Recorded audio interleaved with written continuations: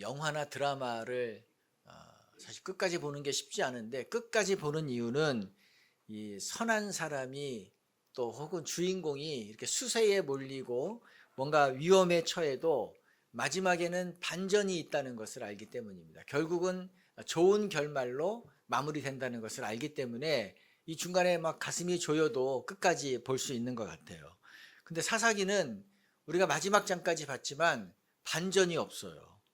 시작도 암울했는데 갈수록 나아지는 것이 아니라 더 악화되는 것을 보았습니다. 사사들의 모습 어땠어요? 전반기에 나오는 사사들은 역할을 잘 감당했습니다. 그런데 후반기에 나오는 사사들, 점점 갈수록 능력도 더 많이 가지고 있었고 하나님께 받은 은혜도 많았는데 그들의 삶의 내용은 점점 더 형편없어지는 것을 알 수 있어요.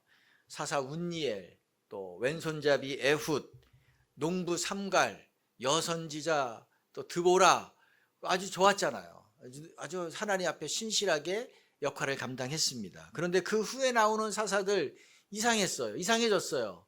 기드온은 큰 승리를 거두었는데 그만 마지막에는 자기 금을 모아가지고 그 에봇을 만들고 백성들이 음란하게 섬기도록 만들었다라고 나옵니다.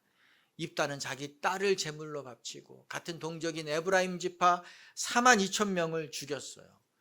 삼손은 언급하기도 부끄럽죠. 태어날 때부터 구별된 자이고 큰 능력을 가진 자였는데 사사의 역할을 한 것이 찾을 수가 없습니다. 포로로 끌려가서 눈까지 뽑히고 노예처럼 그 이방 족속들에 의해서 일하고 뭐 그러다가 조롱당하면서 죽는 그런 안타까운 일을 보았습니다. 일반 백성들, 종교 지도자들 뭐 더했죠. 나중에는 단지파는 하나님이 주신 그 땅을 버리고 자기들 눈에 좋은 곳, 눈에 좋은 땅을 찾아서 이주해 버렸어요. 거기서 우상을 섬기며 살았다고요. 지난 시간에 본 이스라엘의 11지파들, 한 레인이 보낸 그 첩의 시신을 보고 충격을 받고 한자리에 모였습니다. 그러면 내 탓입니다. 우리가 잘못했습니다. 우리가 하나님을 떠났기 때문에 이런 일이 벌어졌습니다라고 자복하고 통회해야 되는데 어떻게 했나요? 흥분해서 그 베냐민 지파 전체를 다 몰살시켰습니다. 겨우 600명만 도망간 사람들만 남았잖아요.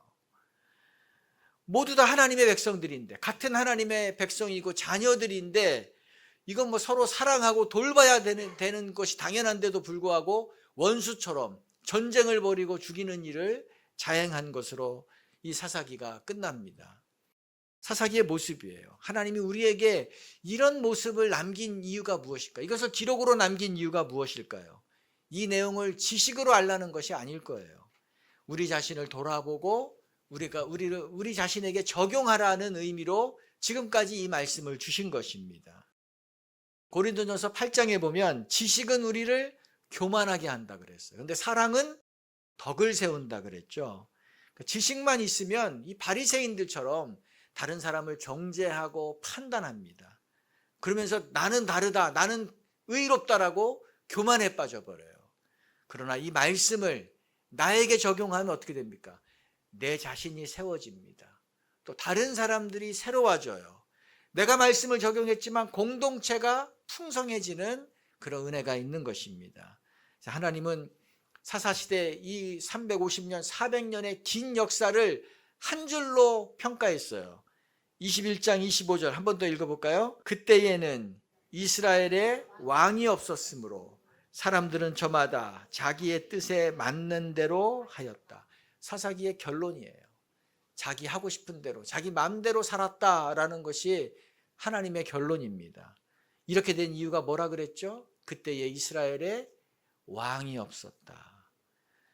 사실 우리는 이 왕정 시대를 지금 경험한 사람들이 없기 때문에 왕이라는 단어가 이렇게 마음에 와닿지 않아요. 사실 거부감도 좀 있습니다. 우리가 아는 왕은 특권만 누리고 뭐 자기 잘 살기 위해서 이 백성들을 억압하고 군림하고 착취하고 뭐 이런 이미지가 강하단 말이에요.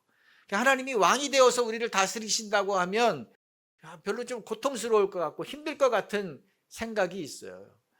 그런데 하나님이 왕이시다는 것은 우리를 지배한다는 의미가 아닙니다. 구속한다는 의미가 아니에요.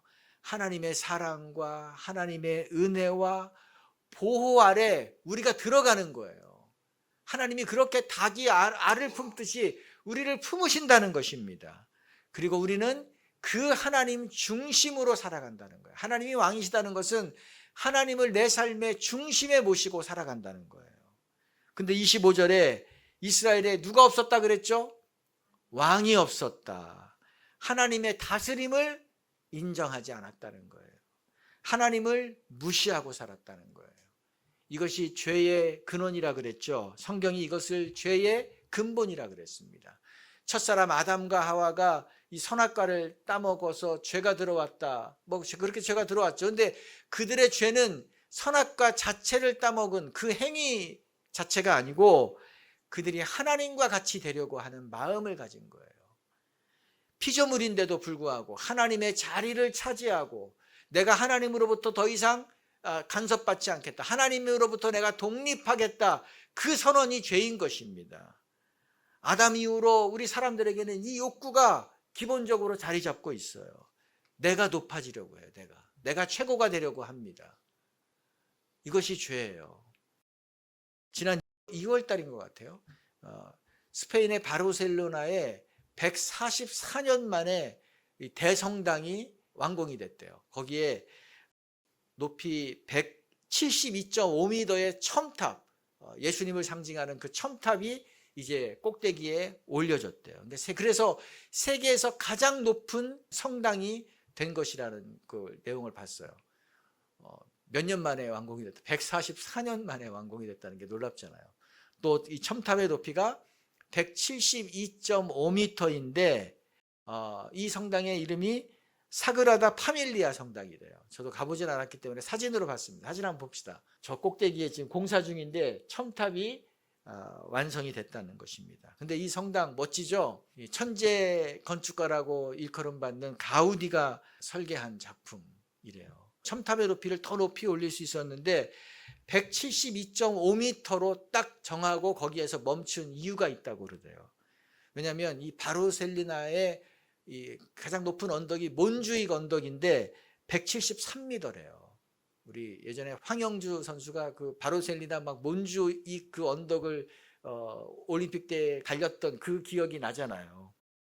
근데 이 가우디가 말하기를 내가 만든 건축물이 하나님의 창조물인 저 몬주익 언덕보다 높아서는 안 된다.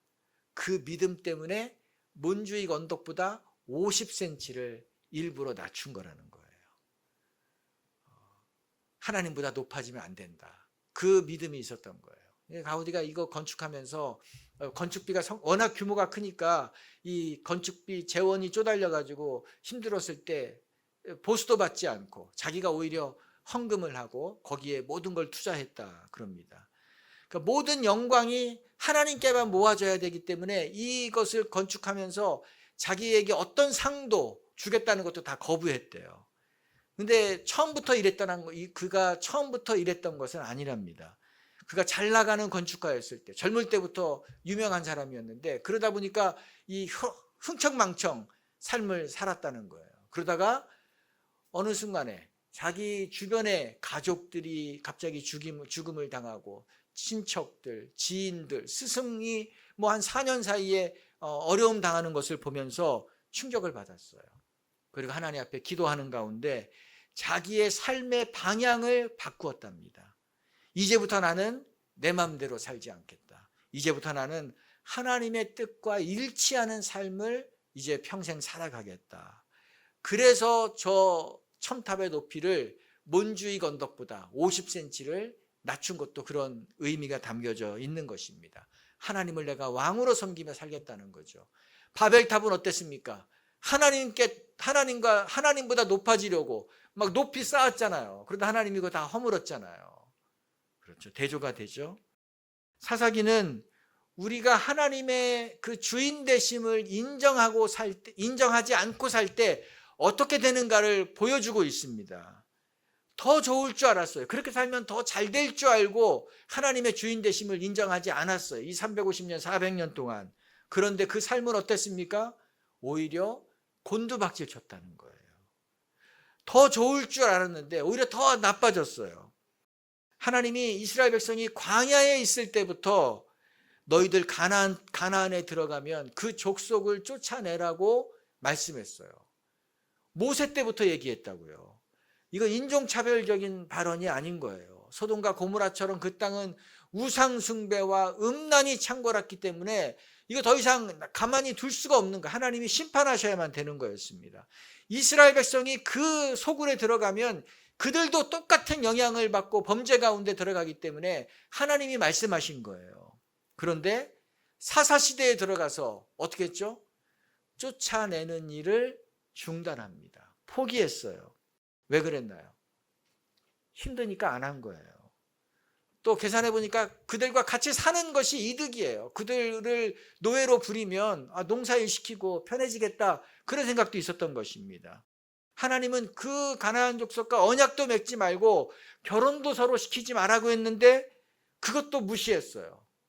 왜요? 서로 결혼시키면 서로 공격을 안 할 거다. 자연스럽게 평화협정이 맺어지고 우리는 안전하게 될 거다라고 생각한 거예요. 더 나아가 가나안의 종교도 받아들였어요. 또 그들의 문화도 받아들입니다. 그 문란한 문화도 다 받아들였습니다. 본문에서 이 사사시대의 세대를 한마디로 정의했어요. 하나님을 알지 못하는 세대다. 21절 하반절 한 번 더 읽어볼까요? 그 후에 일어난 다른 세대는 여호와를 알지 못하며 여호와께서 이스라엘을 위하여 행하신 일도 알지 못하였더라. 왜 이들이 하나님을 알지 못했나요? 아니에요.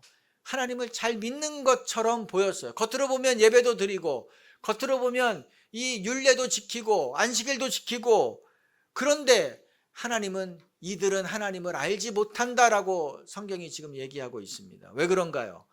하나님을 삶의 첫 자리에 두지 않았다는 거예요. 하나님을 주인으로 모시지 않는 자들이라는 것입니다. 성경은 이들을 하나님을 알지 못하는 사람이다 라고 평가했어요. 그 결과 이스라엘 백성은 400년의 노예 생활 끝나고 이 40년의 그 긴 험난한 광야 생활을 마치고 젖과 꿀이 흐르는 그 땅에 들어왔습니다. 그 땅에 살게 됐어요. 그런데 그 풍성함을 누리지 못합니다. 그리고 그 풍성한 땅에서 비참한 삶을 살아가요. 그거 참 아이러니죠. 그것도 기적이잖아요. 그 좋은 땅에 들어와서 이 비참한 삶을 산다는 것도 그것도 기적이에요. 왜 그랬나요? 자기 소견에 오른 대로 살았기 때문에, 자기 하고 싶은 대로 살았기 때문에 이렇게 됐다는 것을 성경이 얘기하는 것입니다. 아무리 좋은 것을 받아도 내 맘대로 살며 하나님을 인정하지 않고 살면 이렇게 된다는 거예요. 사사기는 우리도 이럴 수 있다, 나도 이럴 수 있다라는 것을 경고하고 있는 것입니다. 그러면 어떻게 되나요? 그러면 우리는 어떻게 되나요? 우리는 이렇게 살면 안 되겠죠. 우리는 하나님이 주신 것을 누리면서 살아야 됩니다. 그러기 위해서 필요한 두 가지를 오늘 얘기하고자 합니다. 첫 번째, 날마다 하나님의 말씀을 품고 살아야 됩니다. 하나님께서 주신 것을 누리고 살기 위해서 어떻게 되는가? 읽어볼까요? 날마다 하나님의 말씀을 품고 살아야 합니다. 사사기는 여호수아가 살아있을 때와 여호수아가 죽은 다음에 완전히 극명하게 대조가 된다는 것을 얘기해 주고 있습니다. 여호수아 2장 7절을 읽어봅시다. 백성이 여호수아가 사는 날 동안과 여호수아 뒤에 생존한 장로들 곧 여호와께서 이스라엘을 위하여 행하신 모든 큰 일을 본 자들이 사는 날 동안에 여호와를 섬겼더라. 이스라엘 백성들은 여호수아가 사는 날 동안에만 하나님을 섬겼어요. 사는 날 동안에는, 생존에 있을 때는 하나님을 섬겼어요. 그런데 그 후 세대부터는 하나님을 버렸다, 하나님을 무시했다고 성경이 계속해서 반복해서 얘기하고 있습니다. 여호수아는 가나안 땅을 점령했습니다. 그런데 그 다음 세대는 쫓아내지 않았어요. 여호수아는 여건이 훨씬 더 어려웠어요. 그럼에도 불구하고 이 가나안 전체의 남부와 중부와 북부를 무너뜨리고 그 땅을 이 다음 세대들에게 분배해 줬어요. 11지파에게 다 나눠줬습니다. 다음 세대는 그 땅에 살면 돼요. 그 땅에 정착하면서 이제 잔존 세력만 몰아내면 되는 것입니다. 여호수아가 한 것에 비하면 이건 잔불정리 수준이에요. 여호수아는 큰 불을 다, 불길을 다 잡아놨어요. 이들은 잔불만 끄면 되는 거예요. 그런데 그 일을 하지 않은 것입니다. 이것도 힘들다고 안 했어요. 그러니까 여호수아가 힘든 것에 비하면 그거는 정말 이 조족지혈이거든요. 여호수아도 너무나 힘들고 너무나 두려운 과업을 그가 받았습니다. 여호수아가 이 가나안을 점령할 때 어땠나요? 백성들은 다 우리는 못합니다. 우리는 할 수 없습니다. 돌아가야 됩니다. 울고 불고 다 안 하겠다고 그런 사람들이었습니다. 여호수아가 의지할 사람이 없었어요. 모세도 죽었습니다. 백성들은 준비가 안 돼 있어요. 그럼에도 불구하고 이 일을 해냈다고요. 어떻게 했나요? 하나님 말씀했어요. 여호수아에게 하신 말씀을 읽어봅시다. 여호수아 1장 8절. 이 율법책을 내 입에서 떠나지 말게 하며 그 안에 기록된 대로 다 지켜 행하라. 그리하면 내 길이 평탄하게 될 것이며 내가 형통하리라. 내가 내게 명령한 것이 아니냐? 강하고 담대하라. 두려워하지 말며 놀라지 말라.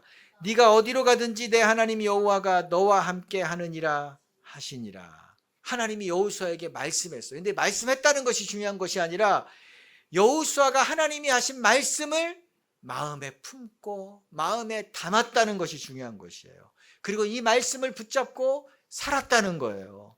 두려워하지 말아라 여호수아야. 네가 어디로 가든지 어디를 가든지 내가 너와 함께 할 거다. 내가 너를 이기게 할 것이다. 이 말씀을 마음에 품었어요. 주야로 묵상했소. 이 말씀을 암송하고 이 말씀을 다니면서 선포했다는 거예요. 그러자 하나님이 일하기 시작했습니다. 여리고성이 무너졌어요. 여리고성이 칼 가지고 무너뜨렸나요? 그 성을 돈 거밖에 없는데 무너졌어요. 하나님이 어떤 때는 우박을 내리셔서 그 가나안 족속이 도망가게 만들었습니다. 어떤 때는 밤에도 태양이 지지 않도록, 태양이 뜨도록 환하게 야간 경계할 수 있도록 만들어 놓았어요. 그래서 이기게 만들었어요. 그러니까 여호수아는 이 모든 전쟁을 치르면서 내가 하는 게 아니구나, 하나님이 앞서 싸우시는구나 하는 것을 경험한 것입니다. 그런데 이 말씀을 무시한 사사기의 세대는 어땠나요? 오히려 그 세대에는 여러 족속들로부터 침략을 당합니다. 지배를 받았어요. 어려움 당했어요. 우리의 생각을 생각해 보세요. 우리의 머릿속에 있는 생각은 가만히 놔두면 저절로 좋은 쪽으로 흘러가지 않습니다. 가만히 놔두면 걱정으로 흘러가요. 가만히 놔두면 염려로 흘러가고, 가만히 놔두면 두려움으로 흘러갑니다. 가만히 놔두면 분노로 흘러가고, 슬픔으로 흘러가고, 우울로 흘러가고, 누군가를 미워하는 미움으로 흘러가고, 원망으로 흘러가요. 가만히 있으면 하나님 생각 안 합니다. 하나님 생각 안 나요. 저도 마찬가지예요. 저도 가만히 있으면 두려워요. 가만히 있으면 불안해요. 가만히 있으면 문제만 생각이 나고, 이 문제 어떡하지? 막 마음이 콩당콩당하고 걱정이 밀려와요. 그래서 우리의 생각이 흘러가는 대로 놔두면 안 돼요. 그러면 결코 좋은 일이 일어나지 않습니다. 어떻게 해야 되나요? 여호수아에게 하나님 말씀했잖아요. 너 혼자 어디 조용한 데 가서 가만히 혼자 웅크리고 있지 마라. 다른 생각이 너를 지배하지 못하게 해라. 어떻게 하냐? 너 이 율법책을, 하나님의 말씀을 너의 입에서 떠나지 말게 하라. 그리고 그것을 주야로 묵상하라. 지금 전쟁을 앞두고 있는 이 여호수아에게 하신 말씀이에요. 이 전쟁의 전법, 전술책을 너가 달달 외워라가 아니라 하나님의 말씀을 네가 외워라. 네 말씀을 붙잡고 있어라 라고 말씀하신 거예요. 우리가 말씀을 봐야 되는 것입니다. 말씀을 생각해야 되는 거예요. 이 말씀을 선포하라는 것입니다. 제가 지난주에 한 주간 동안 이 두 가지 말씀을 되뇌이면서 다녔어요. 두 가지 말씀. 첫 번째 말씀은 빌립보서 4장 6절 7절입니다. 한번 읽어봅시다. 아무것도 염려하지 말고 다만 모든 일에 기도와 간구로 너희 구할 것을 감사함으로 하나님께 아뢰라. 그리하면 모든 지각에 뛰어난 하나님의 평강이 그리스도 예수 안에서 너희 마음과 생각을 지키시리라. 이걸 늘 생각하는 게 마음속에 하나님 아무것도 염려하지 말라고 하셨네요. 아무것도 염려하지 말라고 했으니까 제가 염려하지 않기로 결정합니다. 이 말씀 생각하면서 얘기하는 거예요. 하나님은 감사함으로 아뢰라 그랬습니다. 아, 감사함으로 아뢰라 그랬나요? 감사할 것이 없는데 감사하라 그랬나요? 근데 감사할 걸 또 찾아가지고 기록해가지고 하나님 이것도 감사합니다. 이것도 감사합니다. 감사하는 거예요. 하나님의 평강이 마음과 생각을 지켜주신다고 하셨습니다. 하나님, 그 하나님의 평강이 저에게 필요합니다. 하나님의 평강을 주십시오. 내 마음과 내 생각을 하나님의 평강으로 뒤덮여 주십시오. 안절부절하지 않게 해주십시오. 이걸 계속해서 되뇌이면서 다니는 거예요. 그리고 또 고린도전서 13장 말씀도 10장 13절 말씀도 제가 계속 생각하면서 다녔어요. 한번 읽어봅시다. 사람이 감당할 시험 밖에는 너희가 당한 것이 없나니 오직 하나님은 미쁘사 너희가 감당하지 못할 시험 당함을 허락하지 아니하시고 시험 당할 즈음에 또한 피할 길을 내사 너희로 능히 감당하게 하시느니라. 하나님, 제가 감당할 수 있는 시련이시기 때문에 주신 거네요. 이 되는 거예요. 하나님 감당할 수 있는 것만 주신다 그랬으니까 이거 감당할 수 있는 거네요. 또 마지막에 보면 능히 감당하게 하신다. 그러네. 하나님 충분히 넉넉히 감당하시게 하시겠다고 하셨네요. 하나님 그렇게 하시는 줄로 믿습니다. 제가 이거 믿게 도와주십시오. 그러면서 이 두 구절을 휴대폰에 적어놨어요. 적어놓으면서 휴대폰을 열 때마다 보는 거예요. 수시로 들여다보는 거예요. 예배당에 와서 이 말씀을 선포하며 다니는 거예요. 하나님 능히 이기게 하시겠다. 그렇게 하실 줄로 믿습니다. 아무것도 염려하지 마라 그랬으니까 염려하지 않습니다 라고 선포하며 다니는 거예요. 출근하면서도 중얼거리고 퇴근하면서도 다시 한번 이 말씀을 생각하면서 걸어가고. 여러분, 왜 이렇게 해야 됩니까? 왜냐하면 우리의 마음, 우리의 생각은 가만히 놔두면 좋은 쪽으로 흘러가지 않기 때문에 우리의 생각과 우리의 마음의 중심에 하나님의 말씀이 먼저 선점에 들어가 있어야 돼요. 말씀이 딱 자리를 잡고 있어야 돼요. 그래야 다른 것들이 못 들어와요. 그런데 다른 것들이 먼저 우리의 마음의 중심에 선점해 있으면 어떻습니까? 잡다한 생각들, 부정한 생각들, 우리를 흥분시키는 그런 화나게 하는 그런 것들이 우리 마음의 중심에 있으면 그 다음에 하나님의 말씀이 들어오지 않아요. 하나님의 말씀이 튕겨져 나갑니다. 하나님의 말씀이 듣기도 싫고 보기도 싫어져요. 그러면 큰일 나는 거잖아요. 그래서 이 말씀이 우리의 마음에 먼저 들어와 있어야 되는 것입니다. 우리는 저도 마찬가지예요. 누구 때문에 내가 이렇게 됐다. 누구 때문에 내가 이렇게 망쳐졌다. 이런 생각을 할 때가 있어요. 어떤 환경 때문에, 이런 환경 때문에 내가 이렇게 됐다. 이런 탓을 할 때가 있습니다.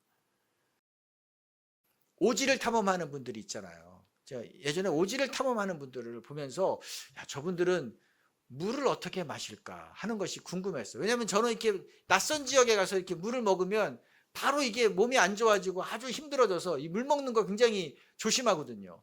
그런데 더구나 이렇게 강물 먹고 흙탕물 있는 그런 데에서 생수를 가져가는 것도 아니고 저분들 어떻게 저 물을 먹지? 궁금했어요.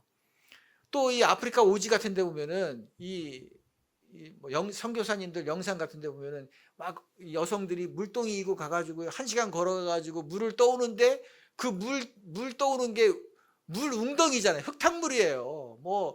그거 거기에 보니까 돼지도 들어가 있고 소도 들어가 있고 그 물을 떠서 도대체 어떻게 먹는다는 건지 이해가 안 되잖아요. 근데 한 탐험가가 얘기를 해주더라고요. 여기 답을 얘기해 주더라고요. 물은 전혀 문제가 되지 않는다는 거예요. 왜 그런가 봤더니 휴대용 좋은 정수기 필터가 있대요. 휴대용 필터가 있기 때문에 강물이 됐든 시냇물이 됐든 흙탕물이 됐든 거기에 담아서 이 필터를 통해서 통과시킨 물을 먹으면 그 생수고 모든 오염물질이 제거되기 때문에 걱정이 없다는 거예요. 놀랍죠? 참 다행이다 하는 생각도 들기도 하고.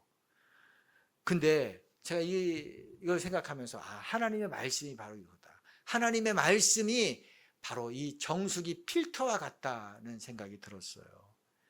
사람은 누구나 다 힘겨운 일을 만나요. 사람은 누구나 다 화나는 상황, 화나게 하는 사람을 만납니다. 마음에 안 드는 사람도 만나고 마음에 안 드는 상황도 우리가 만나요. 내가 통제할 수 없는 일이 수시로 일어납니다. 그런데 이 탐험가가 흙탕물, 오지를 다니면서 흙탕물 만나는 거 당연해요. 오염된 물 만나는 거 당연해요. 탐험가가 어디 뭐 생수 500ml짜리 만나는 것을 기대하지 않습니다. 그런 일은 없어요. 그런데 아무리 더러운 물 만나더라도 어떻게 하면 돼요? 필터만 통과시키면 되는 거예요. 그거 흙탕물이라고 불평하지 않습니다. 필터 통과시키면 깨끗한 미네랄 워터가 되는 거예요. 마실 수 있는 거예요. 마찬가지로 우리도 이렇게 해야 된다는 거예요. 화나는 마음이 생길 때 어떻게 해야 돼요? 말씀의 필터를 거치게 하면 우리의 마음이 잠잠해집니다. 믿으시나요? 우리의 마음이 불안할 때 가만히 있으면 계속 불안해요. 어떻게 해야 돼요? 말씀의 필터를 거치면 어떻게 된다고요? 마음이 잠잠해져요. 평온이 찾아옵니다. 미움의 마음이 들끓을 때 어떻게 해야 돼요? 말씀의 필터를 거치면 우리의 마음에 용납하는 마음이 생기는 거예요. 그러므로 우리가 여호수아에게 하나님이 너 주야로 말씀을 묵상해라, 이 말씀을 너의 입에 떠나지 않게 하라 하신 이유가 있는 거예요. 그는 수십 년을 전쟁해야 되는데 그 전쟁 가운데 밤잠 못 자거든요. 불안하거든요. 그냥 너 불안해. 너의 시간과 생각을 점유시키지 말고 말씀이 너를 점유하게 하라. 비법을 주신 거예요. 우리도 마찬가지입니다. 하나님의 말씀이 여러분에게 가까이 있어야 될 줄로 믿습니다. 하나님의 말씀을 가까이 두세요. 눈에 보이는 곳에 말씀을 두시기 바랍니다. 그리고 그걸 눈으로만 보지 말고 입으로 선포하세요. 입으로 선포하세요. 다니면서 선포하시고 혼자 중얼거리면서 선포하시고, 그러면 말씀이 살아있고 말씀이 능력이라는 것을 여러분이 경험하게 될 것입니다. 하나님이 여호수아에게 무기를 준 것이 아니라 뭘 줬어요? 말씀을 줬어요. 무기 칼 천자루보다 이 말씀이 너를 살린다는 것을 알려주신 거예요. 실제로 이 말씀으로 승리했다고요. 여러분에게 그런 은혜가 있기를 바랍니다. 아멘. 하나님이 주시는 것을 우리가 누리고 살기 위해서 하나님의 말씀을 마음에 품고 살아야 합니다. 두 번째는 뭘 해야 되나요? 어려움을 뚫고 나가야 됩니다. 읽어봅시다. 어려움을 뚫고 나가야 됩니다. 우리가 하나님 믿는 것, 하나님 따르는 것, 이거는 어디 뭐 꽃밭을 산책하는 것과 같은 그런 한가한 일이 아니에요. 하나님 믿고 하나님 따르는 것은 주례밭이 깔려있는, 주례가 깔려있는 그 주례밭을 걸어가는 것과 비슷한 것 같아요. 우리가 이 길을 가지 못하도록 방해하는 세력들이 도처에 도사리고 있다고요. 도처에 있어요. 베드로전서 5장 8절에 우리 주변에 뭐가 있다 그랬어요? 너희 대적 마귀가 우는 사자와 같이 두루 다니며 삼킬 자를 찾나니. 우리를 삼키려고 악한 사단이 그냥 덫을 놓고 기다리고 있다니까요. 예수님도 유혹을 받았잖아요. 예수님도 유혹받았어요. 예수님의 제자들, 예수님을 따르는 그 길을 가지 못하도록 수많은 시련을 그들이 겪었습니다. 바울도 수없이 힘 빠지는 일을 겪었어요. 동역자들이 떠나버리고 몸이 병들고 또 수많은 오해와 비난을 받는 그 일을 끝까지 당했어요. 저는 우리나라 이 1세대 기독교인, 1세대 교회 성도님들, 저 이분들 생각날 때가 많아요. 우리 처음으로 예수님 믿었던 분, 복음이 들어와서 그때 우리나라 1%도 예수 믿는 사람이 없을 때잖아요. 뭐 많아야 1%, 뭐 그때 예수 믿는 분들, 그때 교회 다녔던 분들 어땠을까? 이 생각이 많이 나요. 불교, 유교, 뭐 샤머니즘, 그때 집집마다 다 이 뭐 신주단지 모시고 다 있었다고요. 그 없는 집이 없었다고요. 수많은 제사, 뭐 시족 사회고 가부장 사회고, 거기 이런 분위기에서 예수 믿겠습니다, 예수 믿는다고 하면 어떻게 돼요? 너 서양 귀신 씌었다고 하면서 가만히 안 놔둡니다. 그렇죠? 실제로 폭행을 당하고 가문과 가족으로부터 쫓겨나가고 가난해지는 거예요. 그러니까 다 이를 각오를 하지 않으면 예수 믿는다는 생각도 못합니다. 나는 예수 믿는다고 하는 순간 나는 모든 걸 다 잃는다. 이걸 당연하게 받아들여야만이 예수 믿을 수 있는 시대였어요. 그렇게 믿은 사람들이었습니다. 이분들은 예수 믿어서 내가 편안하게 살겠다. 예수 믿어서 내가 좀 잘 살겠다. 이런 생각은 꿈도 꾸지 하지도 못했어요. 생각도 안 했습니다. 그럴 마음도 전혀 없었어요. 그런데도 불구하고 이 어려움을 어떻게 했어요? 뚫고 나갔습니다. 어려움을 감수하고 나아갔어요. 그래서 우리가 지금 있는 거잖아요. 우리가 지금 있는 거예요. 저에게 그때 예수 믿으라고 했으면 저도 자신 없어요. 아마 우리 한국 기독교 지금 수준에서 그때의 그런 수준에 가서 예수 믿으라고 하면 몇 명이나 남을까요? 자신이 없습니다. 대부분 도망갔을 거예요. 이것을 아시고 하나님 이걸 잘 알기 때문에 우리는 이렇게 예수 믿어도 핍박이 없는 다 예수 믿으라고 하는 그런 좋은 분위기가 됐을 때에 우리로 하여금 신앙생활 하게 하신 것이라는 생각이 들어요. 감사하죠? 감사하죠? 예. 그러나 믿음의 본질은 변화되지 않았어요. 외적인 핍박은 없지만 예수님을 따르는 길에는 언제나 어려움이 있습니다. 우리가 더 믿음으로 살려고 할수록, 내가 믿음으로 좀 더 살아보겠다고 마음 먹으면 먹을수록 더 강한 어려움이 우리 가운데 와요. 내가 예수님을 주인으로 모시는 삶을 살아가겠다라고 결단하면 할수록 더 큰 위험이 우리 앞에 도사리고 있다고요. 우리를 위협을 가한다고요. 나는 내가 잘 되고 내가 건강하고 내가 원하는 대로 일이 잘 풀릴 때에만 예수님을 따르겠습니다. 그러면 그건 아직 예수님 믿는 것이 아니에요. 믿음이 없다는 것을 드러내는 것입니다. 예수님을 따른다는 게 뭐예요? 내 마음이 좋지 않을 때에도, 내가 건강하지 않을 때에도, 내가 하는 일이 다 막히고 내 소원이 하나도 이루어지지 않을지라도 물러서지 않고 그 주님을 따라가는 것입니다. 내가 억울한 일을 당하고 내가 비난을 당하고 내가 욕을 먹고 주변에 온통 나를 힘들게 하는 사람만 있고 그럴지라도 물러서지 않고 주님을 따르는 길을 가는 것입니다. 그런데 사사기의 세대는 어떻게 했어요? 이 일을 하지 않았어요. 안전하고 편한 길을 택했습니다. 타협하는 길을 택했어요. 그러다가 편해졌습니까? 그러다 다 잃었어요. 하지만 여호수아는 어려움 앞에 물러서지 않고 이 어려움을 회피하지 않고 뚫고 지나갔을 때 어떻게 됐어요?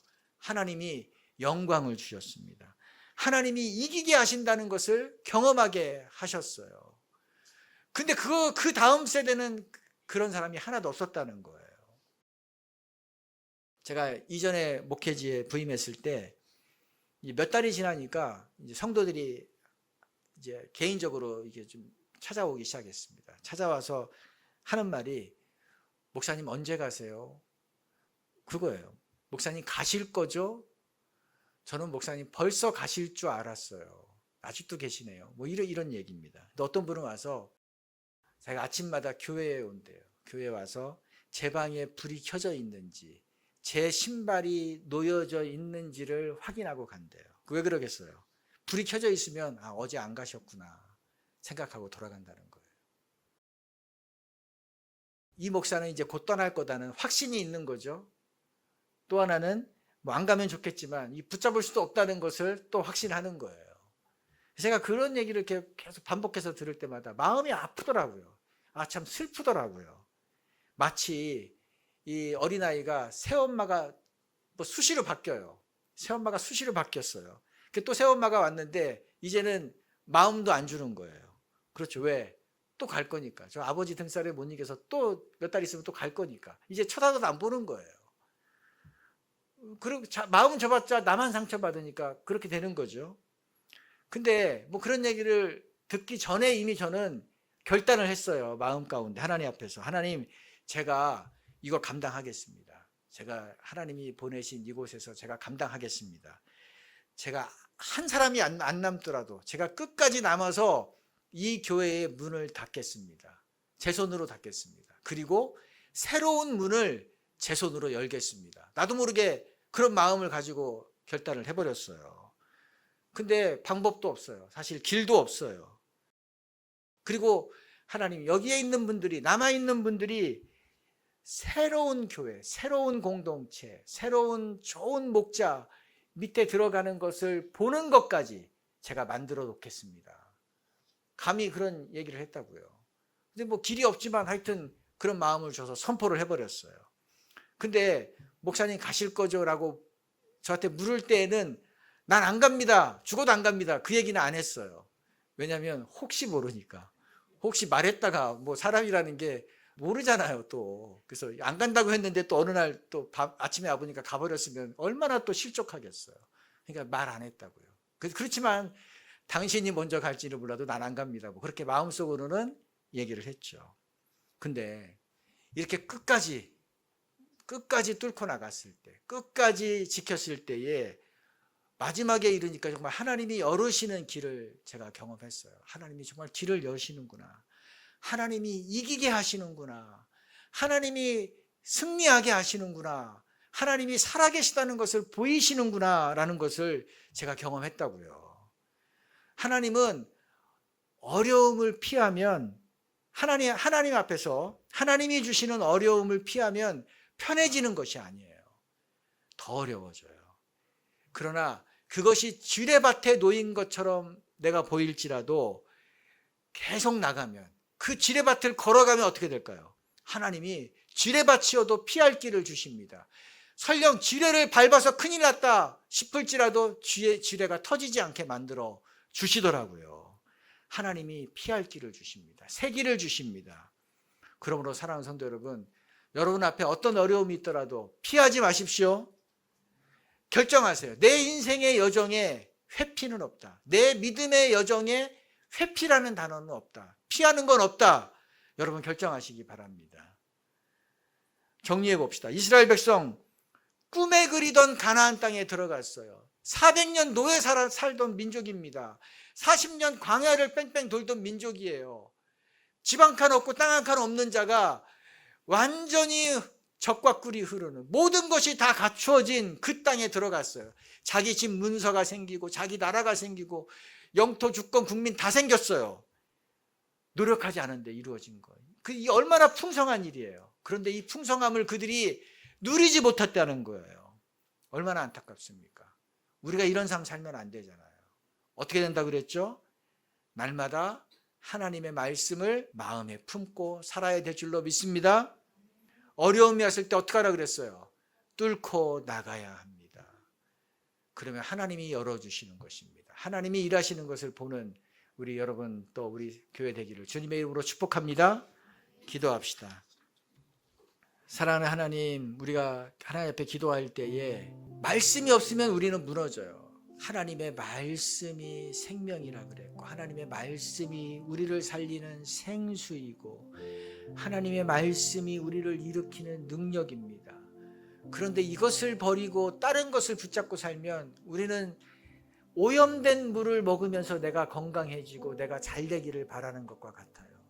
이 세상에 있는 그 오염된 그 정보들, 그 우리를 무너뜨리는 그 수많은 불안에 떨게 하는 소식들, 사람들, 이런 것에 치여서 우리는 정신없이 살게 되는 것입니다. 400년 시대의 그 백성들의 모습이에요. 하나님, 내가 다시 하나님의 말씀을 붙잡겠습니다. 하나님의 말씀을 내가 읽고 묵상하겠습니다. 하나님의 말씀이 내 입에서 떠나지 않도록 내가 하나님 살아가겠습니다.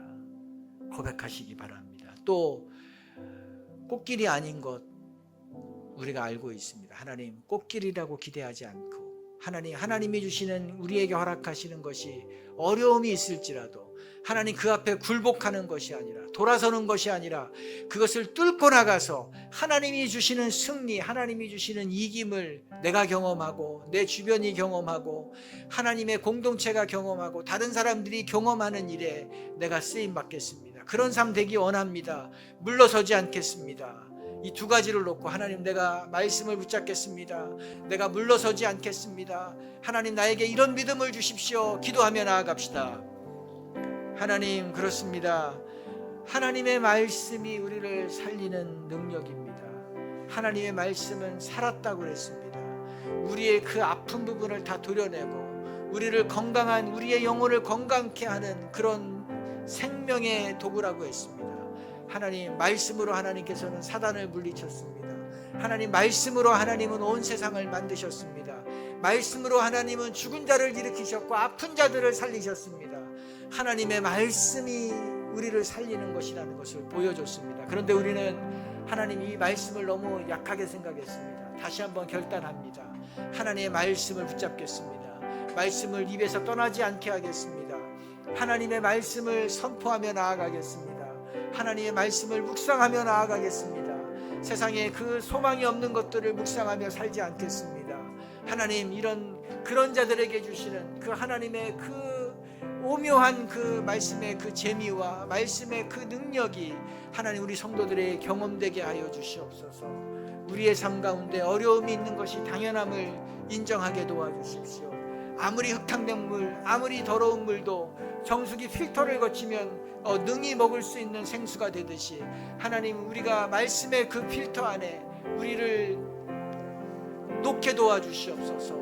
또한 그 어려움 앞에 물러서는 것이 아니라 여호수아처럼 어려움 앞에 하나님의 말씀을 앞세우고 앞으로 나아가게 도와주시옵소서. 타협하지 않게 도와주시고 편한 길을 선택하지 않게 도와주시고 사람들이 가는 길, 사람들이 하는 말에 귀 기울이며 그것을 선택하지 않게 도와주십시오.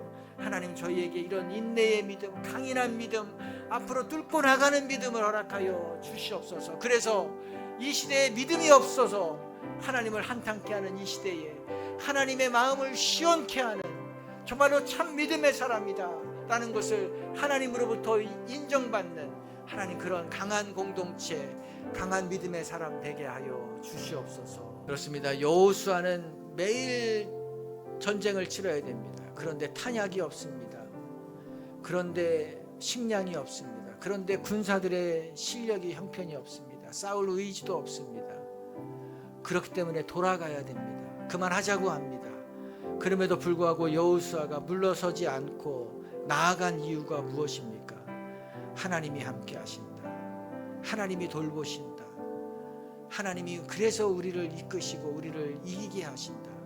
그 하나님의 말씀을 붙잡고 어려움 앞에 모두가 다 안 된다고 하는 그 길에 끝까지 앞으로 나아갔을 때 여호수아만이 아니라 여호수아가 사는 날 동안에는 하나님의 역사가 그 땅 가운데 임했습니다. 사람들 가운데 임했습니다. 하나님, 내가 그런 믿음으로 살아가겠습니다 라는 우리의 고백을 찬양으로 올려드립시다. 예수가 거느리시니, 예수가 거느리시니 즐겁고 평안하구나. 주야의 자고 깨는 것 예수가 거느리시니. 때때로 괴롭당하면 때때로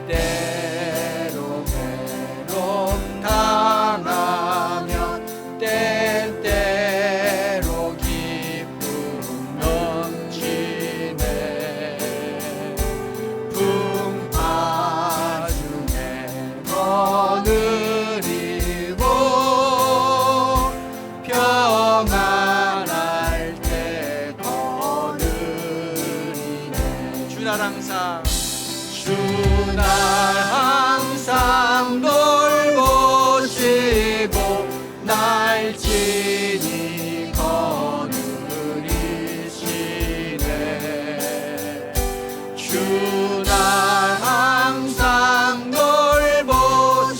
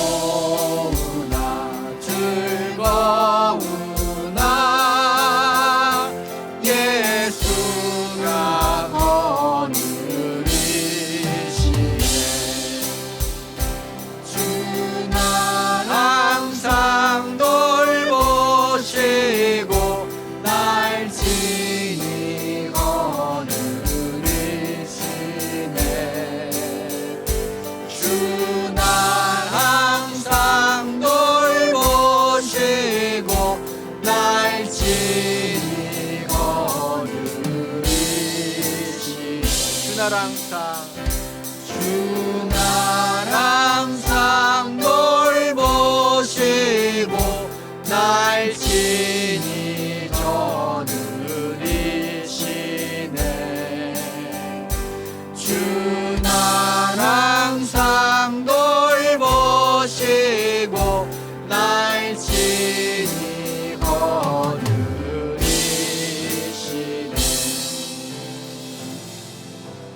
하나님, 사사기의 마지막에 이스라엘의 왕이 없으므로 사람들이 자기 마음대로 살았다라고 하나님 말씀하셨습니다. 예수님이 이 땅에서 인자가 올 때에 믿음을 보겠느냐라고 한탄하신 적도 있습니다. 하나님, 저희가 정말 하나님이 보시는 정말 믿음의 사람이 되기를 원합니다.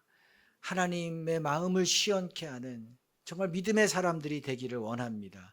그런데 우리의 의지만으로는 될 수가 없습니다. 우리를 넘어뜨리려고 하는 수많은 세력들, 수많은 그 환경들이 있기 때문에 하나님, 저희들이 두렵고 저희들이 떨고 저희들은 굴복하고 저희들은 돌아갈 수밖에 없습니다. 그렇기 때문에 오늘 사사시대에 그 여호수아 다음 세대가 걸어갔던 길이 아니라, 하나님을 주인으로 보시는 삶을 살지 않기로 결정하며 사는 것이 아니라 저희는 하나님의 말씀을 붙잡고 살아가기로 결정합니다. 그리고 어떤 상황에서도 돌아서지 않고 믿음의 길을 걸어가서 하나님의 살아계심과 하나님의 역사하심을 보여주는, 증거하는 그런 믿음의 사람들이 되기를 결단합니다. 하나님은 저희가 이런 교회 되게 하여 주시옵소서, 이런 공동체 만들게 하여 주시옵소서. 하나님이 그렇게 행하실 날까지 저희들이 계속해서 나아가도록 하나님 힘을 더하여 주실 줄로 믿습니다. 이 믿음의 길을 걸어가는 같은 믿음의 사람들, 믿음의 공동체, 믿음의 식구들을 주신 하나님을 찬양합니다. 성부와 성자와 성령의 은혜가, 하나님이 주신 그 은혜와 복을 끝까지 지키며 누리며 살아가기로 결단한 성도들 위해 영원히 함께하기를 예수님의 이름으로 축원드립니다.